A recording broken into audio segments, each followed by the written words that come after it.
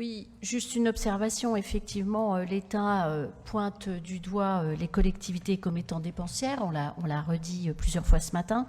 La 38 est quand même l'illustration même d'un transfert qui a été voulu par l'État et qui plus est un transfert de dépenses pour nous à l'avenir. Bien évidemment, on s'interroge sur les compensations d'État. Alors, vous avez dit effectivement que c'était à hauteur de 900 000 euros, mais j'ai cru comprendre que c'était pour l'ensemble des postes. Et donc, qu'est-ce qu'il en est au niveau simplement du transfert de la 38 et puis quel en est son montant et surtout sur combien de temps? Bon, oui, je vous en prie. Précis, mais comment 2 millions 100 ou 200 2 millions 100 de compensation. Alors, en sachant que les transferts, c'est comme tous les transferts opérés avec les collectivités, la réactualisation n'est pas à l'ordre du jour. Oui, moi, ce que je vous proposerais, c'est de vous faire un rapport. Hein.